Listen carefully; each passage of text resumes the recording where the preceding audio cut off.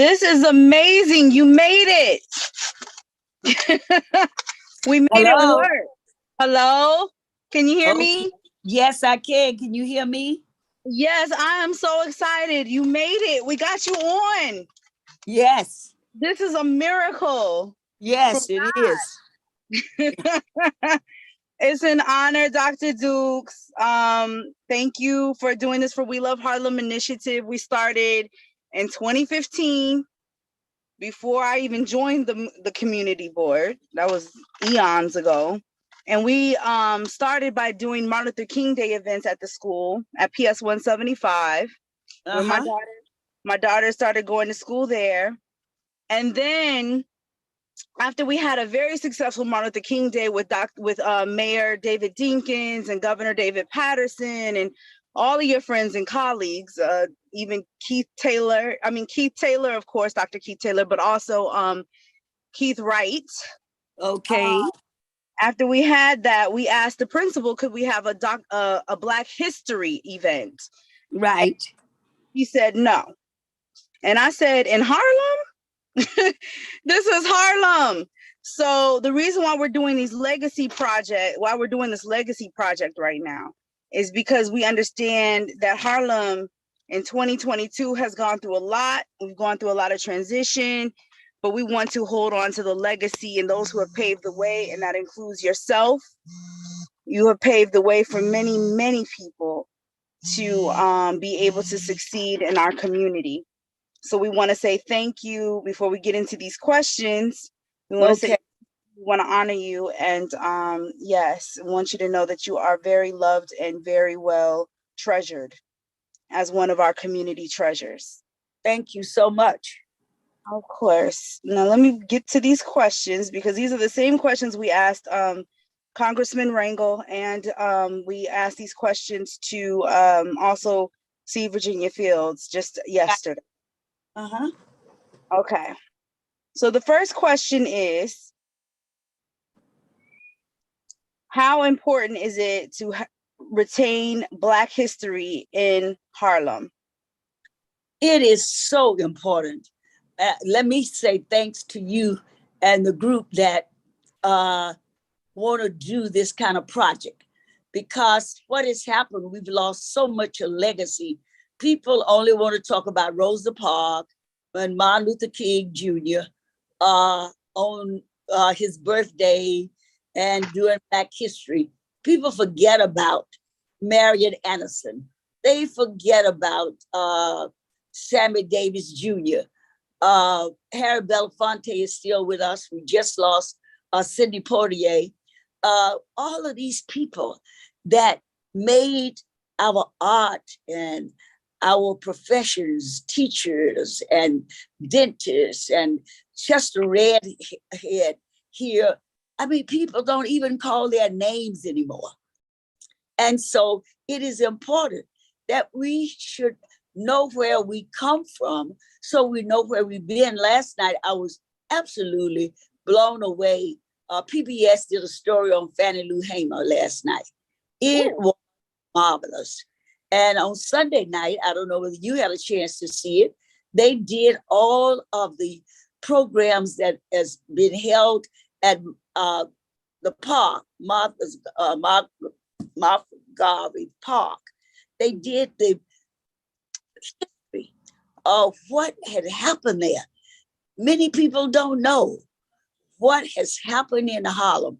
They just know where we are today, with just hearing about shootings and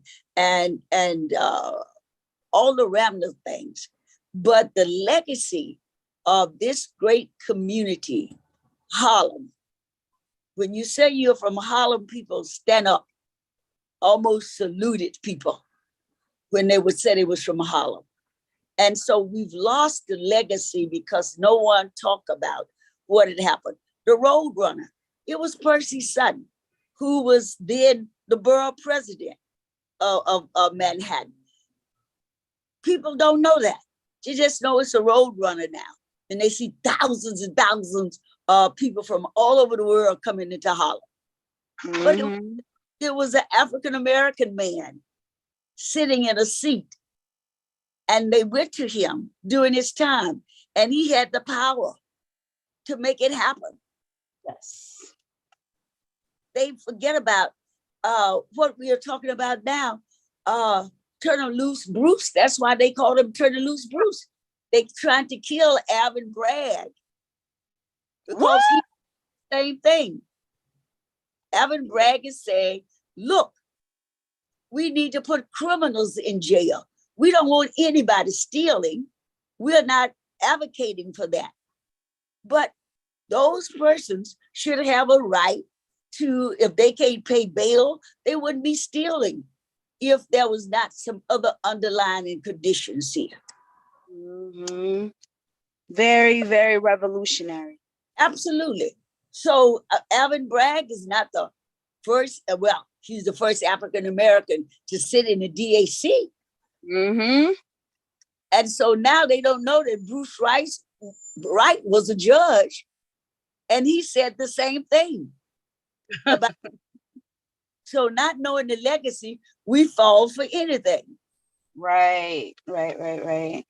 You know, I'm going to turn a curveball right here because you talk about when you mentioned a few of the members of the Gang of Four, and you always joke that you were the fifth silent member of the Gang of Four. So can you share a little bit, expound a little bit on that? Well, I was living in Nassau County. And so when they started a group, the late Sam Wright and Tom Fortune, they was all from Brooklyn.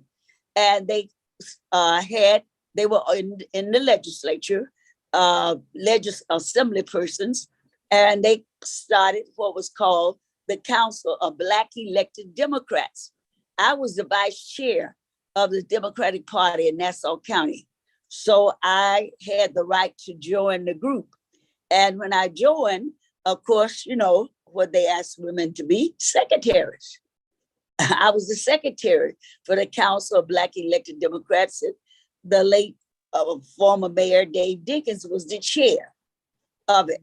And so by keeping the minutes, I had to be in their little meetings, you know, when they were strategizing how they was going to move through the assembly and what they was going to do to make sure that the African Americans who was in the assembly would have chairs of committees and be a part of the making. This was the start of Black power among these men, learning how to negotiate. So I was in meetings where the decision was who they was going to back as the Speaker of the Assembly, who they was going to back as governor of the state of New York, who they was going to back for President of the United States and Attorney General. All of those things was happening. And guess what? What?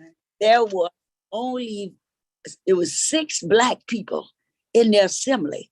And can you imagine 6 African Americans using their voice and their power to make change? Now we have about 30 something. And they this don't is know. amazing because very few people know this. What you're sharing right now is like an exclusive right now. Right. Okay. That's who we had.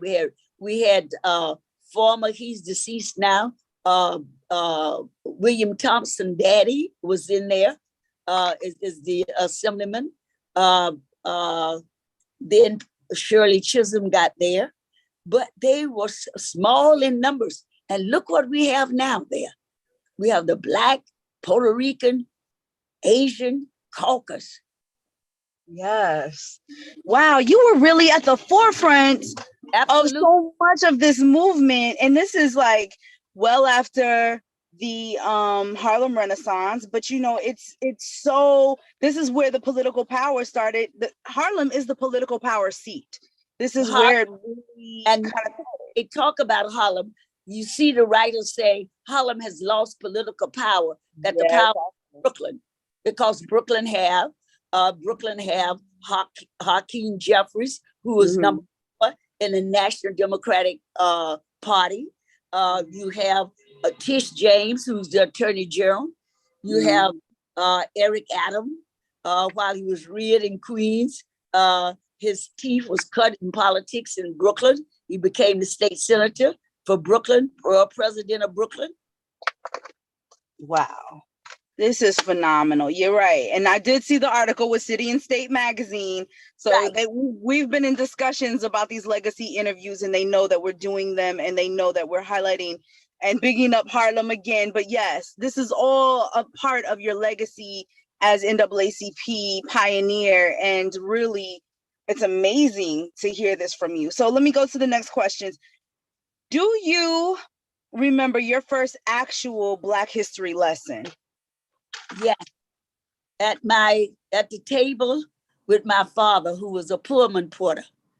Mm. I met Mr. A. Philip Randolph as a child. Wow. They were organizing the Black Pullman porters.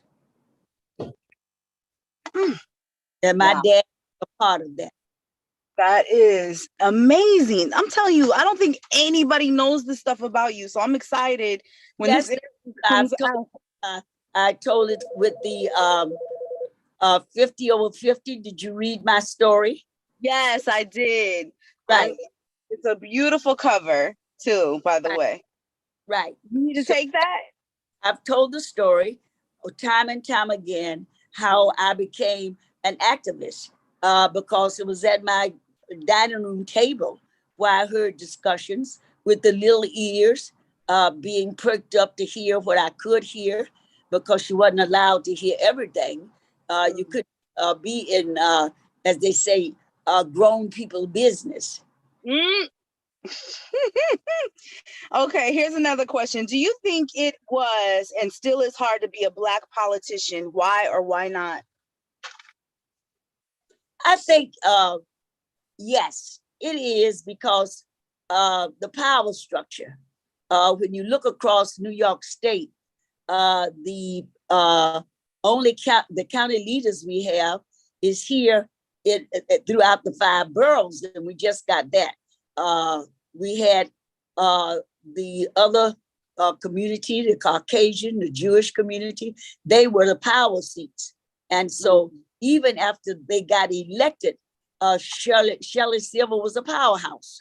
Even when they got elected in the assembly, they had to bow and do some things that they should not have to do to get chairmanships and be over committees, but it was because of the power structure.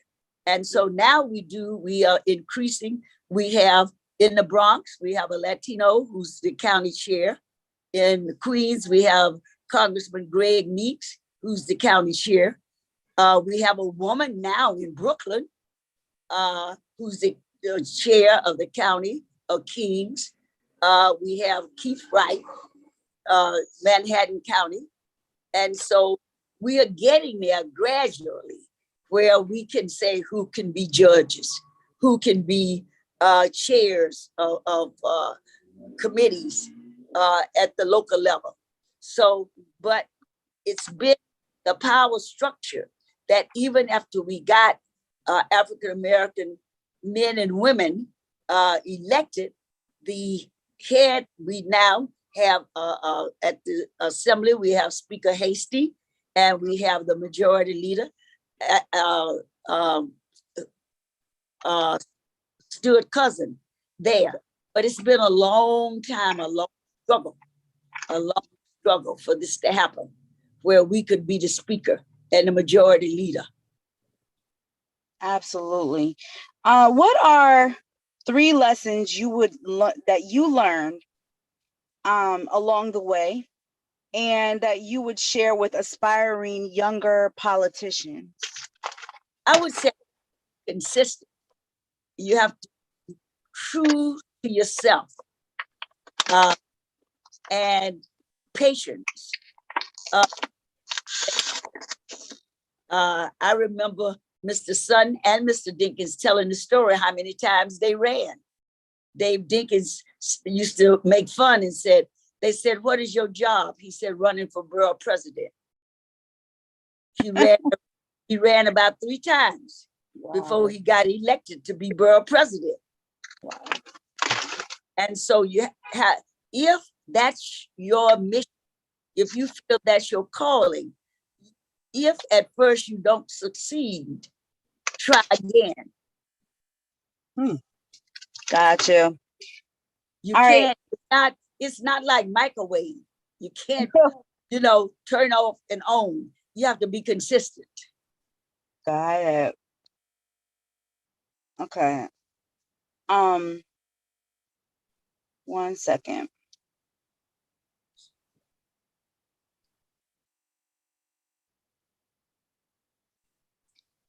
Yes.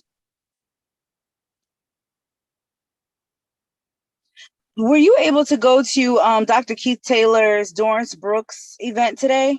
No, I did not. I could not. I had so many Zoom calls. Okay. All right. I just wanted to know. Okay. This is the 5th question. Do you think a perfect Harlem can exist? And if so, what does a perfect Harlem look like? Well, there's nothing perfect because we all come with the different ideas and different, but I think we can have a near perfect if we have unity.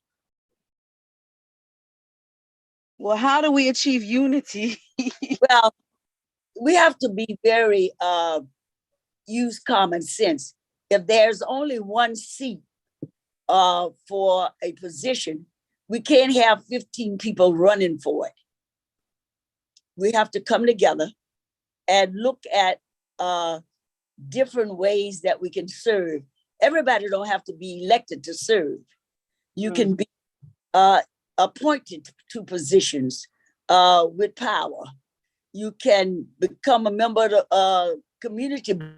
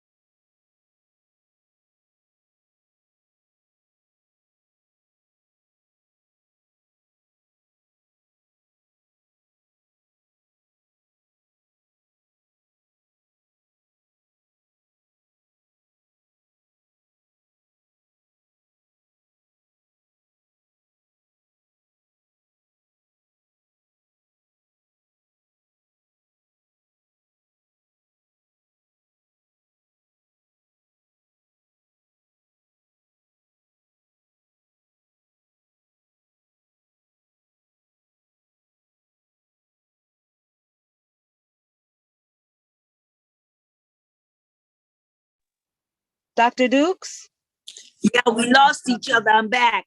Okay, great. Thank you. We'll edit this down. So you were talking about other ways people can serve besides running for political office. You were talking about the community board. Well, there's the community board. There's positions that you could be appointed to on boards that's in this city. Arva Rice just got appointed interim over the Civilian Review Complaint Board. There is CECs, as you know, you participated in education of your children. You don't have to be a parent to participate in education to make sure that our children receive excellent education. There is many boards in government at the state level, Board of Regents.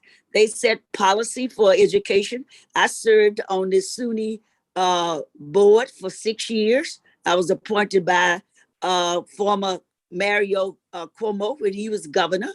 I served on the housing under Hugh Carey. I was appointed by him.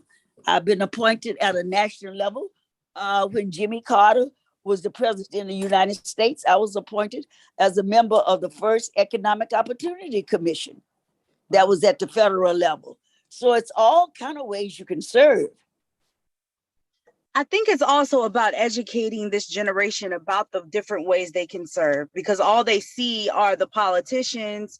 And so they think that's the only way to do it. Absolutely. That's when they don't know about the legacy. Many of our people have given so much of their free time. Yes, indeed. Well, this is the last question we're coming up on is, what advice or nuggets of wisdom would you give to the younger generation that believes politics don't work? Now, with Black Lives Matter, everybody loves Black Lives Matter because they stand up for those who have lost their lives unjustly to, what looks like racial bias in our criminal justice system or in our justice system. However, Black Lives Matter was also part of the Do Not Vote campaign, as you may recall. Absolutely. So, and that's crazy because election have consequences. That's what I want our young people to know. Election have consequences. Right now, there are people loaded with debt, and we are trying to get President Biden and about college debt and loan, because that keeps a lot of our young people who have struggled to go get master's degrees and law degrees. They have tons of debt that they cannot get to buy a home, to afford a luxury condo of this, because of the debt that shows up when they go to fill out applications for home, to buy a home, to rent places. So election have consequence. When I was a freshman, a man came from the NAACP and he said to us in the freshman, don't let anybody tell you that you shouldn't participate in the political process. He said, you're born into politics and you die in politics. When you're born, you get a birth certificate. Someone give the person who give it to you is elected or appointed. And he said, when you die, you get a death certificate. Someone signed that who's appointed or elected. Mm-hmm. Yes, ma'am. And that is what I read in your article in City and State. That is why we should all be involved in the political process. Absolutely. And why Absolutely. Harlem Initiative is definitely going to be pushing for civic engagement this Saturday. Thank you so much for your time. You're a living legend in our community. You're a community jewel. We love you. We honor you. We respect you, Dr. Dukes, and I'm grateful for you taking the time today to speak with me. I will be sending this to you once we get everything edited down and everything. I'm going to put you, Congressman Rangel, all of the interviews together. But thank you so much, Dr. Dukes. Thank you for having me. And this what a great contribution you are making for our future generations. We pray and hope. Yes, ma'am.